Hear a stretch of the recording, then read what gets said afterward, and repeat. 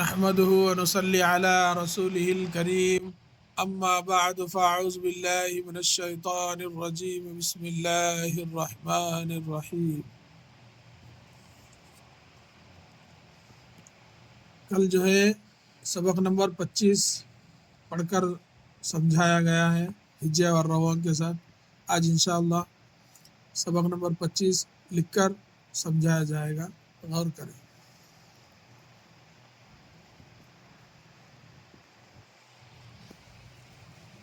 سبق نمبر 25 سین بے قاف، سبق نمبر 25۔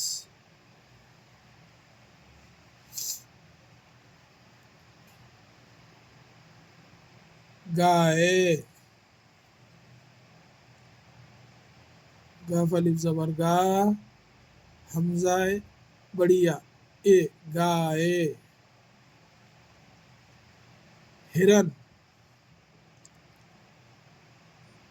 ہیرنون، ہرن۔ گائے آئی،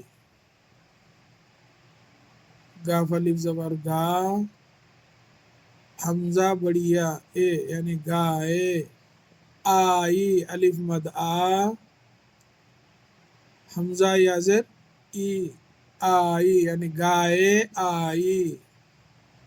ہرن گیا، ہیرنون ہرن، گاف یا الف گیا، ہرن گیا۔ یہ گائے دیال کی ہے، یہ گائے، گاف الف زبر گا، حمزہ یہ اے، گائے۔ دیال، دال یا الف لام، دیال۔ کی ہے، کاف ازر کی، دیال کی ہے۔ ہے بڑھیا، ہے اور بڑھیا ہے، یہ گائے دیال کی ہے۔ اس کو پانی دو، الف سین پیش اس، یہاں پیش ڈالنے سے اس۔ کافو کو، اس کو، پانی، پہ الف زبر پا، نون یازر نی، پانی، اس کو پانی۔ دال و دو، اس کو پانی دو۔ وہ، واو ہے، وہ، آئی الف مد آ، حمزہ یازر ای، آئی۔ پی، پے یازر پی، دال بڑھیا دے۔